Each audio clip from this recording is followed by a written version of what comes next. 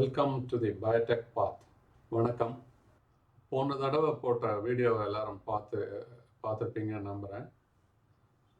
நிறைய பேர் பார்த்துருக்காங்க, சில கமெண்ட்ஸும் கொடுத்தாங்க. எல்லோருக்கும் என்னுடைய நன்றி.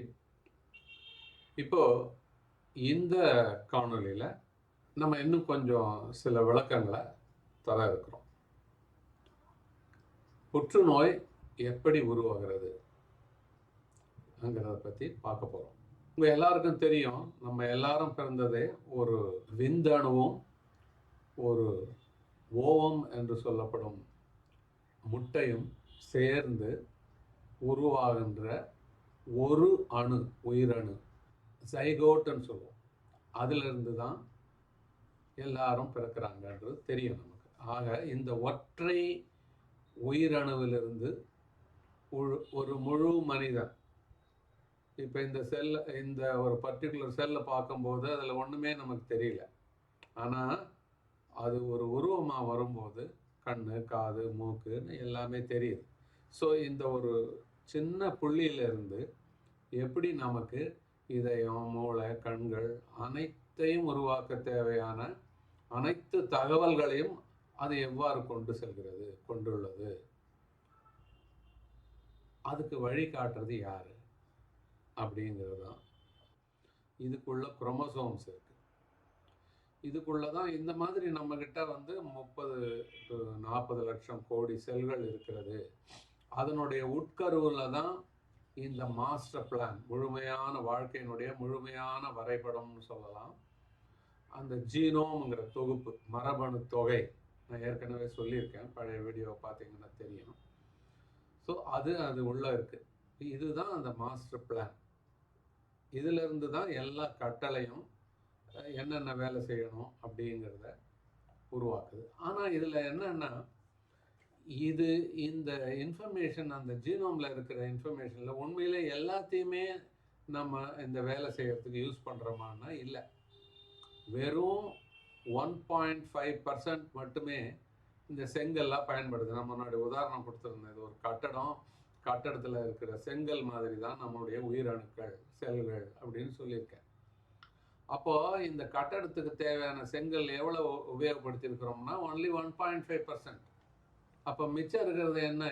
மோர் தென் 98.5%. அது என்ன பண்ணுது? நீங்கள் சொன்ன ஆச்சரியப்படுவீங்க. நிறைய அறிவியல் ஆய்வாளர்கள் கூட அது junk DNA, dark genomic matter, இதனால் ஒரு உபயோகமும் இல்லை அப்படின்னு தான் சொல்லிட்டு இருந்தாங்க ரொம்ப நாள் வரைக்கும். இப்போ சமீபத்தில் தான் அந்த ஜங்க் டிஎன்ஏலையும் நிறைய விஷயங்கள் இருக்குங்கிறத கண்டுபிடிச்சிருக்காங்க. சரி, அதை பற்றி அது பின்னாடி எப்பயாவது டைம் கிடைக்கும்போது பேசலாம். இப்போ நம்ம சொல்கிறது என்னென்னா, இந்த ஜீன்கள் என்று சொல்லப்படுகின்ற மரபணுக்கள் புரதத்தை உருவாக்குது. இந்த புரதம் தான் நமக்கு தேவையான வேலைகள் செய்கின்ற எல்லா விஷயங்களும், நம்ம உடம்புல நடக்கிற எல்லா காரியங்களுக்கும் முக்கியமாக தேவைப்படுது இந்த புரதம் தான். இந்த புரதங்களை உருவாக்குறது இந்த ஜீன்கள் தான் மரபணுன்னு சொல்கிறோம். அதுக்கு ஒரு கோடான்னு சொல்கிறோம். அந்த குறியீடு, புரத குறியீடு, புரோட்டீன் கோடிங் ஜீன்ஸ் அப்படின்னு சொல்கிறோம். அது இந்த ஜீனோமில் தான் இருக்குது. அது 1.5% தான். இதுதான் மாஸ்டர் பிளான், முதன்மை கட்டுப்பாட்டு பலகை, மாஸ்டர் கண்ட்ரோல் பேனல் அப்படின்னு சொல்லலாம். இந்த நம்ம உடம்புல இருக்கிற எல்லா வேலைகளையும் இயக்குகின்ற மூலக்கூறு இயந்திரங்கள், இந்த ஒர்க் ஹார்ஸ்ன்னு சொல்லுவோம் நம்ம. இதை உருவாக்குவதற்கான குறிப்பிட்ட வழிமுறைகள் எல்லாம் இருக்கின்றன. இதுதான் சினிமா படத்துக்கு ஒரு டைரக்டர் மாதிரி. இது ஜஸ்ட் ஒரு எழுத்து படிவம் மாத்திரம் இல்லை, இதுதான் மெயின் சுவிட்ச் அல்லது டயல் அப்படின்னு கூட நம்ம சொல்லலாம். சரி, இது ஒரு விளக்கத்துக்காக நான் இதை சொன்னேன். இப்போ இது எப்படி ஃபைனலாக நம்ம புரதத்தை உருவாக்குது அப்படின்னு பார்த்தா, டிஎன்ஏன்னா என்னன்னு பார்க்கணும். டிஆக்சி ரைபோ நியூக்ளிக் ஆசிட் அப்படின்னு சொல்லுவாங்க. இந்த வரைபடத்தை நிறைய பேர் பார்த்துருப்பீங்க. இது ஒரு ஆல்ஃபா ஹெலிக்ஸ்னு இதனோட கெமிக்கல் ஸ்ட்ரக்சர். இது ஒரு ரசாயன வரைபடம்னு சொல்லலாம். அதனுடைய வரைபடம் இப்படி தான் இருக்கும். 3 டைமென்ஷனில் 3 டைமென்ஷனில் பார்க்கும்போது இது இப்படி தான் இருக்கும். இதிலிருந்து ஆர்என்ஏன்னு ஒன்று உருவாகுது. அது ரைபோ நியூக்ளிக் ஆசிட். ஒரு ஜெராக்ஸ் காப்பி எடுக்கிற மாதிரின்னு வச்சுங்களேன். இதை மாதிரி தான், ஆனால் கொஞ்சம் வித்தியாசம் இருக்குது. ஏன்னா இதில் பார்த்தீங்கன்னா 2 செயின் இருக்குது, இதில் ஒரு செயின் தான் இருக்குது. ஸோ இதுலேருந்து ஒரு செயினை மட்டும் காப்பி பண்ணுது. அதுதான் தற்காலிக நகல்னு சொல்லி எழுதியிருக்கோம் இங்கே ஆர்என்ஏ. அப்போ இதுலேருந்து தான் அல்டிமேட்லி புரதம்ங்கிறது வருது. இந்த புரதம்ங்கிறது வேற. ஏன்னா இதனோட பில்டிங் பிளாக்ஸ், இதனுடைய அமைப்பு எதுலேருந்து உருவாகுதுன்னா அந்த பேசஸ்ன்னு இருக்குது. ஏடிசி ஜின்னு சொல்லுவோம். அடினின், தைமின், சைட்டசின், குவானின் எல்லாமே கெமிக்கல்ஸ் தான். நான் கூட கிளாஸில் வேடிக்கையாக சொல்கிறது உண்டு. Life is made up of lifeless molecules. நம்ம உடம்புலையே எல்லாமே கெமிக்கல் தான், மூலக்கூறுகள் தான். மாலிக்யூல்னு சொல்கிற மூலக்கூறுகள் தான். இந்த மூலக்கூறுகள் வந்து அதுக்கு உயிர் இருக்கான்னா இல்லை, எல்லாருக்கும் தெரியும். மாலிக்யூல்ஸுக்கு உயிர் இருக்கான்னா இல்லை. ஆனால் இந்த மாலிக்யூல்ஸ்லேருந்து தான் நம்ம வர்றோம், நம்ம உடம்புல இருக்கிறது பூரா. நான் என்ன ஒரு வேடிக்கையாக சொல்லுவேன்னா, சரி நான் உங்கள் உடம்புல எவ்வளோ மாலிக்யூல்ஸ் இருக்குன்றதை சொல்லிடுறேன், எவ்வளோ பர்சன்டேஜ். ஒன்றும் எல்லா மாலிக்யூலையும் ஒரு டேப்லெட் காலத்தில் போட்டு கொடுத்துட்றேன் உங்ககிட்ட. அதையும் உங்கள் கையிலையும் கொடுத்துட்றேன். அதை எல்லாத்தையும் சேர்த்து இந்த காம்போசிஷனில் பண்ணால் ஒரு உயிரை உருவாக்க முடியுமான்னா ஆன்சர் இல்லை. ஸோ இது வெறுமனே ஒரு மூலக்கூறுகளுடைய கூட்டமைப்பான இல்லை. அதுதான் நம்முடைய வாழ்க்கையினுடைய ஒரு ரகசியம்னு கூட சொல்லலாம். இது எப்படி நடக்குது அப்படிங்கிறத நம்ம முழுசாக புரிஞ்சுக்கிட்டோம்னா, முழுசாக புரிஞ்சிக்கல, ஆனால் ஓரளவுக்கு நமக்கு அதை பற்றின ஐடியா இருக்குது. இப்போ இதுக்கு வருவோம். இப்போ டிஎன்ஏலேருந்து ஆர்என்ஏ வருது, அதுலேருந்து புரதம் வருதுன்னு சொல்கிறோம். இப்போ இந்த டிஎன்ஏவும் ஆர்என்ஏவும் அந்த 4 லெட்டர் நான் சொல்லலாம், ஏடிசிஜின்னு அந்த மாதிரி கெமிக்கல்ஸ் வச்சு தான் வருது. அதனால் இது ரெண்டும் ஒரு கூட்டம் தான். இதுவும் நியூக்ளிக் ஆசிட் தான், அதுவும் நியூக்ளிக் ஆசிட் தான். அப்போது நம்ம ஒரு இங்கிலீஷில் ஒரு பொயட்ரி எழுதுகிறோம், அதை வந்து அல்ல தமிழ்லேயே கூட எழுதுகிறோன்னு கூட வச்சுங்க. சாதாரண ஜனங்களுக்கு அது புரியுமா? அந்த சில டைமில் அந்த கவிதையை எழுதும்போது அது புரியாமல் இருக்கலாம். அதில் சில வார்த்தைகள் பிரயோகம் இருக்குது, அது நமக்கு புரியாமல் இருக்கலாம். அதை நம்ம தெளிவுபடுத்தி உரைநடையில் தரும்போது நம்ம அதை என்ன சொல்லுவோம்? டிரான்ஸ்கிரிப்ஷன் தான் சொல்லுவோம். டிரான்ஸ்லேஷன் சொல்ல மாட்டோம், மொழிபெயர்ப்புன்னு சொல்ல மாட்டோம்.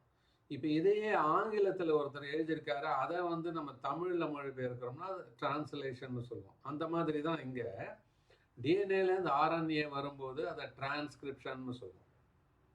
ஆனால் ஆர்என்ஏலேருந்து புரதம் வரும்போது, ஏன்னா புரதம்ங்கிறது வந்து அதனுடைய மூலக்கூறுகள் வந்து வேற.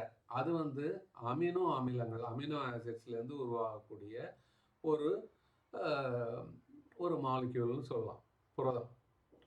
ஆனால் இதுதான் நம்மளுடைய ஒர்க் ஹார்ட்ஸ், அதான் இயந்திரம்னு போட்டிருக்காங்க. நம்ம வேலைகளை செய்யக்கூடிய எல்லாமே இந்த புரதம் தான் வந்து எல்லா பணிகளையும், உடலில் இருக்கிற கிட்டத்தட்ட எல்லா வேலைகளையும் செய்கிறது இந்த புரதம் தான். ஜீன் கூட இல்லை, ஆக்சுவலாக ஜீன் தான் எல்லாத்துக்கும் உரிமைன்னு நம்ம சொன்னாலும் கூட அந்த ஜீன்லேருந்து வர்ற புரதம் தான். இதில் வேடிக்கை என்னென்னா, இந்த புரதத்தை உருவாக்குறதுக்கு நம்மக்கிட்ட இருக்கிற ஜெனட்டிக் இன்ஃபர்மேஷன் அந்த ஜீனோம்லேருந்து நம்ம 1.5% தான் எடுத்துக்கிறோம். முக்கியமான வேலைகளை செய்யறதுக்கு நம்ம ஒரு 1.5% அந்த ஜீனோம் தான் நம்ம யூஸ் பண்ணுறோம். மிச்சதெல்லாம் நம்ம யூஸ் பண்ணலையானா பண்ணுறோம், அது வேறு விதமாக யூஸ் பண்ணுறோம். நான் முன்னாடியே சொன்ன மாதிரி நிறைய பேர் அது ஒன்றுத்துக்குமே யூஸ் பண்ணல, யூஸ்லெஸ்ன்னு தான் நினச்சாங்க. அது நான் முன்னவே சொன்ன மாதிரி அதை பின்னாடி சொல்கிறேன். இப்போதைக்கு இதுக்கு வருவோம். ஏன் இந்த புரதத்தை பற்றி இப்போ பேசுகிறோம்னா, இதுதான் நம்ம உடம்பு செய்கிற எல்லா வேலைகளையும் செய்து கொடுக்குது நமக்கு. அதனால தான் இதை பற்றி தெரிஞ்சிக்க வேண்டியிருக்கு. இப்போ நான் சொன்னதுலேருந்து உங்களுக்கு தெரிஞ்சிருக்கோம், அந்த ஜீனோம்ங்கிறது வந்து உங்கள் உடம்புல லிவர் செல் இருக்குது, பிரெயின் செல் இருக்குது, கிட்னி செல் இருக்குது, இப்படிலாம் பலவிதமான உயிரணுக்கள் நம்ம உடம்புல இருக்குது. ஆனால் எல்லாத்துலேயும் இதே ஜீனோம் தான் இருக்குது. அந்த ஜீனோமில் எத்தனை ஜீன் இருக்குது? ஒரு 25,000லேருந்து ஒரு 30,000 ஜீன் இருக்குது. நான் சொன்னேன்ல இந்த 1.5% அப்படிங்கிறது வந்து அதில் இருக்கிறது தான் ஜீன்ஸ். அந்த ஜீன்ஸ் எவ்வளோன்னு பார்த்தா 25,000லேருந்து 30,000 தான் இருக்குது. ஆனால் நம்மக்கிட்ட 30லேருந்து 40 லட்சம் கோடி செல்கள் இருக்குது. ஆனால் ஒவ்வொரு செல்லுலேயும் இந்த 20,000லேருந்து 25,000 ஜீன்ஸ் தான் இருக்குது. ஆனால் இதே ஜீன்ஸ் தான் எல்லா செல்லையும் இருக்குது. என்ன சார் குழப்பறீங்க? லிவர் செல்லையும் அதே தான் இருக்குது, கிட்னி செல்லையும் அதே தான் இருக்குது. ஆனால் கிட்னி செல்லுங்கிறது வேற மாதிரி இருக்குது, லிவர் செல்லுங்கிறது வேற மாதிரி இருக்குது. அது எப்படி பலவிதமான செல்கள் இருக்குது, எல்லாத்துலேயும் இதே தான் இருக்குது அப்படின்னும்போது, இப்போ நான் சொன்னேன்ல அந்த ஆர்என்ஏலேருந்து புரதம் வருதுன்னுட்டு, அது வருதுன்னா சும்மா வராது. ஏன்னா இது நியூக்ளிக் ஆசிடு, அது வந்து புரதம்ங்கிறது வந்து அமினோ ஆசிட்லேருந்து வர்றது. ஸோ இப்படி வேறுபட்ட அந்த மொழிபெயர்ப்பு மாதிரி இதிலேருந்து இதை எப்படி மாற்றுறது அப்படின்னா, அதுக்கு நமக்கு சில காரணிகள் வேணும். சும்மா மாற்ற முடியாது. அதுக்கு அதுக்கு துணை செய்யக்கூடிய சில பொருட்கள் நமக்கு தேவைப்படுது. அது என்னன்னா டிரான்ஸ்கிரிப்ஷன் ஃபேக்டர்ஸ். டிரான்ஸ்கிரிப்ஷன் காரணிகள்னு மொழிபெயர்க்கலாம். தமிழில் ஃபுல்லாக எப்படி மொழிபெயர்க்கிறதுன்னு தெரியல எனக்கு. இந்த புரதங்களுக்கு முக்கியமாக அது உருவாகிறதுக்கு காரணமாக இருக்கிறது இந்த டிரான்ஸ்கிரிப்ஷன் ஃபேக்டர்ஸ். இதனோட முக்கியமான வேலை என்னன்னா, ஒவ்வொரு செல்லுலையும் இது போயிட்டு இந்த ஜீனை புரதமாக மாற்று, இந்த ஜீனை மாற்றாத அப்படின்னு சொல்லுது. இதுதான் முக்கியமான பணி.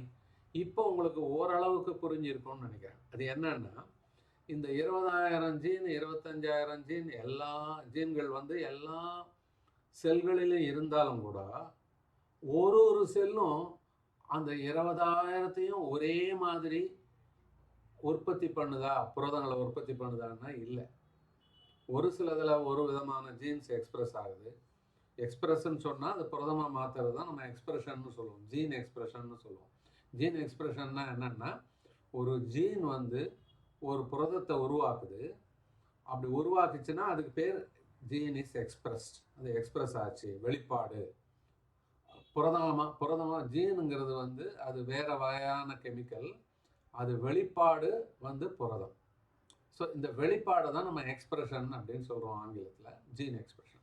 இது வந்து ஒவ்வொரு செல்லுக்கும் வித்தியாசப்படுது. அதனால தான் ஒவ்வொரு செல்லும் ஒரு விதமாக இருக்குது. இதுலேருந்து உங்களுக்கு என்ன புரியுதுன்னா, இந்த ஜீன்கள் தான் எல்லாத்துக்கும் காரணம்.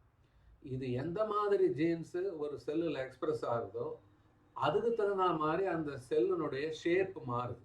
அதாவது ஒரு நியூரோனல் செல் வருது, அல்லது வந்து லிவர் செல் வருது, இல்லை கிட்னி செல் வருது அப்படின்னா, ஒரு வயிற்றில் இருக்க செல் இருக்குது அப்படின்னா, ஒவ்வொன்றும் ஒரு ஒரு மாதிரி ஒரு ஒரு ஷேப்பில் இருக்குது, ஒரு ஒரு உருவத்தில் இருக்குது அப்படின்னா, அதுக்கெல்லாம் காரணம் என்னன்னா, அதுலலாம் இதே ஜீன்கள் இருந்தாலும், எல்லா ஜீன்களும் இருந்தாலும் அதை உபயோகப்படுத்தி அது வெளிப்படுவது இல்லை. இந்த வெளிப்படுவது ஜீன் எக்ஸ்பிரஷன் தான் முக்கியமான விஷயம். அதனால தான் ஒவ்வொரு செல்லும் ஒரு ஒரு மாதிரி இருக்குது. இந்த அடிப்படை அறிவு வந்து நமக்கு இருந்தால் தான் அப்புறம் எப்படி கேன்சர் செல்ஸ் வித்தியாசப்படுதுங்கிறத நம்ம புரிஞ்சுக்கலாம். ஏன்னா இது தேவைப்படுது. இப்போது அந்த வரைபடம்னு சொன்ன ஜீனோம் அப்படின்னு சொன்னேன். மொத்த தொகுப்பு, ஜீன்களின் தொகுப்பு, நம்மக்கிட்ட இருக்கிற ஜெனட்டிக் இன்ஃபர்மேஷனுடைய தொகுப்பு தான் நம்ம வந்து ஜீனோம்னு சொல்கிறோம். அப்போ அந்த வரைபடத்தில் பிழைகள் நடக்கும்போது, இந்த ஜீனில் ஏதாவது தகராறு நடக்கும்போது, பிழைகள் நடக்கும்போது, நிரந்தரமாக இருந்ததுன்னா அதுக்கு வந்து மியூட்டேஷன் அப்படின்னு சொல்லுவோம். இப்போ ஜீன்களில் ஏற்படுகின்ற இது, அதனால் அல்டிமேட்லி என்ன ஆகணும்னா, டிஎன்ஏவுடைய ஸ்ட்ரக்சர், அதனோட வரைபடம் வந்து இப்போ மாறப்போகுது. அந்த ஹெலிக்கல் ஸ்ட்ரக்சர் காமிச்சனால அது வந்து இப்போது மாறும். அது எப்படி மாறும்னா, நான் சொன்ன அந்த எழுத்துக்கள் ATCGன்னு இருக்குல்ல, அது சில டைம் மிஸ் ஆகும். அப்போ என்னன்னா, ஒரு புத்தகன்ற இதை ஒரு உதாரணம் கொடுத்தோம்னா, ஒரு புத்தகத்தில் எழுத்து பிழைகள் இருக்கலாம். அதனால் அதை நம்ம படிக்கும்போது அது என்ன அப்படின்னு நமக்கு புரியாமல் போகலாம். அதே நேரத்தில் அந்த ஒரு பக்கமே கிழிஞ்சு போயிருக்கலாம், அல்லது ஒரு பாதி பக்கம் கிழிஞ்சிருக்கலாம். இந்த மாதிரி பலவிதமான மாற்றங்கள் இந்த டிஎன்ஏல ஏற்படுவதற்கான வாய்ப்புகள் உள்ளன. அதைத்தான் நம்ம மியூட்டேஷன் சொல்கிறோம். இப்போ இந்த மியூட்டேஷன் எல்லாமே நமக்கு வந்து பரம்பரையாக வருதா அப்படின்னு கேட்டால் இல்லை. சிலதெல்லாம் பரம்பரையாக வருது, அது பரம்பரை மியூட்டேஷன், ஜெர்ம் லைன் மியூட்டேஷன்னு சொல்கிறோம். சிலது அந்த மாதிரி வருது. ஆனால் சிலது வந்து நம்ம உருவான பிறகு, ஒரு மனிதன் உருவான பிறகு நம்ம உடம்புக்குள்ளவே நடக்கிற மியூட்டேஷன்ஸும் இருக்குது. அதுக்கு பேர் சொமேட்டிக் மியூட்டேஷன் அப்படின்னு சொல்லுவாங்க. இது வந்து நம்ம வாழ்நாளில் உடலில் இருக்கிற செல்லில் ஏற்படுகின்ற பிழைகள். இது வந்து நம்ம குழந்தைங்களுக்கு கடத்தப்படுவது இல்லை. இதுக்கும் நம்மளுடைய இதுக்கும் சம்மந்தம் இல்லை. குழந்தைங்களுக்கு எப்போ கடத்தப்படும்னா நம்ம விந்தணுவிலையோ அல்லது பெண்களாக இருந்தால் அவங்களுடைய முட்டையிலையோ இந்த பிழைகள் இருந்தால் தான் அவங்களுக்கு பிறக்கிற குழந்தைகளுக்கு அந்த அந்த டிஃபெக்ட் போய் சேரும். நம்ம உடம்புல மற்ற செல்கள் நம்ம பாடியில் வந்து நம்ம ஜெர்ம் செல்ஸ்ன்னு சொல்லுவோம். இந்த மாதிரி விந்து அணுக்களோ அல்லது வந்து முட்டையோ இது இது சம்மந்தப்பட்ட இது இருக்கிறது வந்து நம்ம அந்த மாதிரி சொல்லுவோம், ஜெர்ம் செல்ஸ்ன்னு சொல்லுவோம். இதில் காமிச்சிருக்காங்க. இதுதான் இந்த ஸ்பெர்ம் செல்ஸ்ன்னு சொல்லுவோம், இது ஓவம்னு சொல்கிறோம். அதாவது இது வந்து முட்டைன்னு சொல்லலாம், சினைன்னு சொல்கிறாங்க, சினை அணுன்னு சொல்கிறாங்க சில தமிழில் மொழிபெயர்க்கிறவங்க.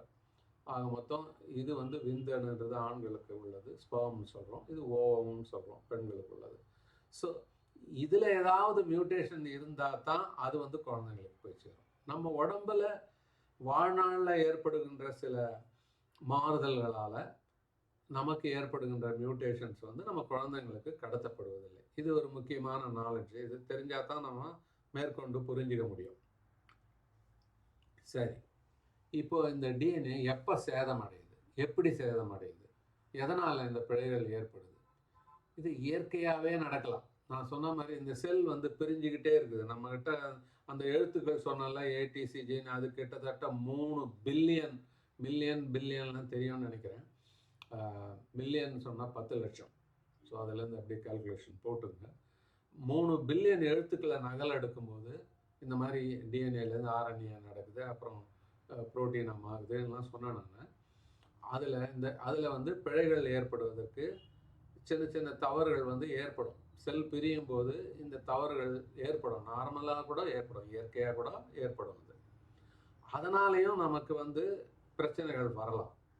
அது இல்லாமல் நமக்கு வயதாக ஆக இந்த பிழைகள் வந்து அதிகமாகிட்டே போகும்.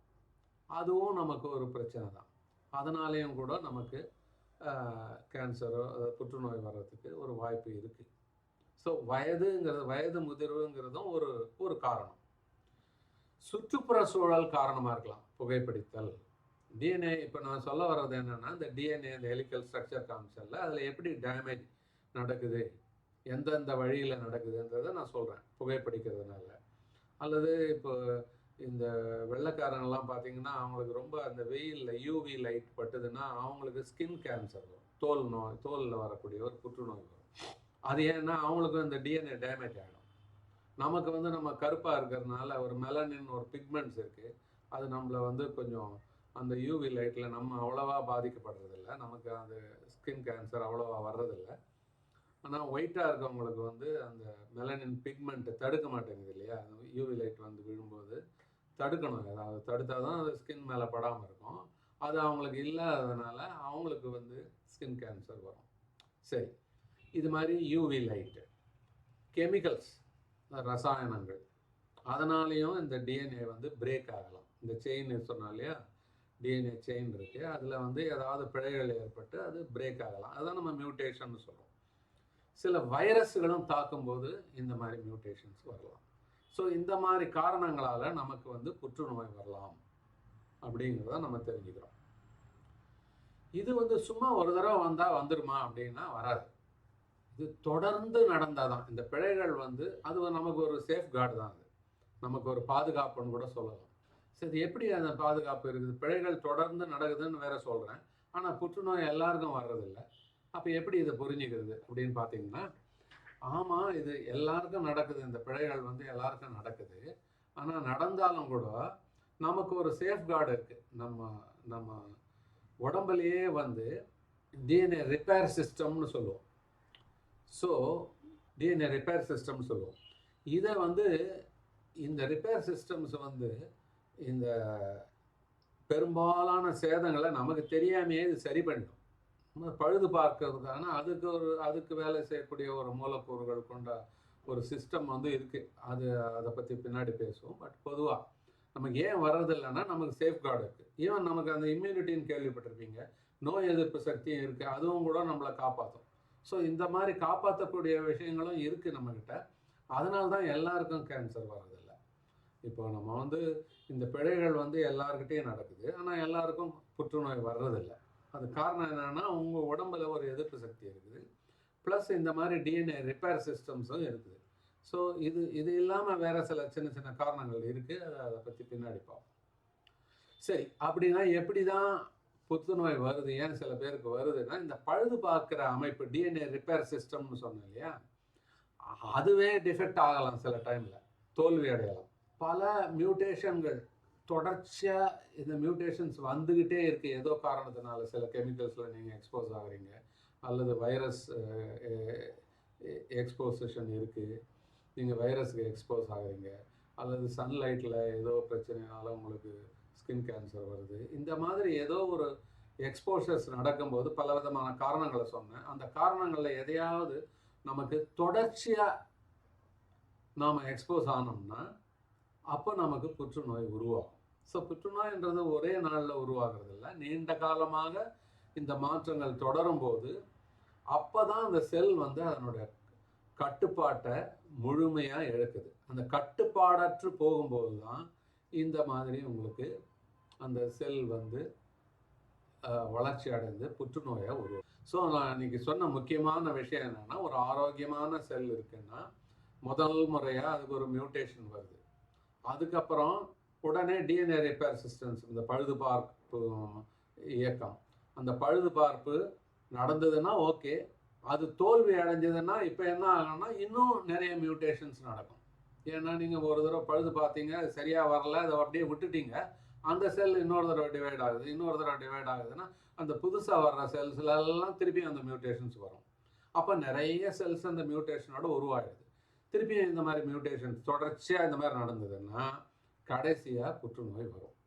இதுதான் இப்போ நமக்கு முக்கியமான விஷயம் என்னன்னா, இது காலப்போக்கில் தான் வரும், படிப்படியாக தான் உருவாகும் அப்படின்னு தெரிஞ்சுக்கிட்டோம்னா அதை பற்றின பயம் குறையும். ஏன்னா இது ஒரேடியாக ஓவர் நைட் வர்றதில்லை, கொஞ்சம் கொஞ்சமாக தான் வருது, நமக்கு சில சேஃப்கார்டும் இருக்குது அப்படிங்கிற விஷயத்தை இன்றைக்கி நம்ம தெரிஞ்சுக்கிட்டோம். சரி, இதோட நம்ம இன்றைக்கி நிறுத்திடுவோம். எல்லா புற்றுநோய்க்கு தான் மரபு தான் காரணமானா இல்லை, அது நம்ம அதை பற்றி புற்றுநோய் குடும்பத்தில் தொடருமா, இது ஒரு நிறைய பேருக்கு இதெல்லாம் ஒரு டவுட் இருக்குது. நம்ம அதை பற்றி பின்னாடி பார்ப்போம். இதோட இன்றைக்கி நிறுத்திக்கிறோம். நன்றி.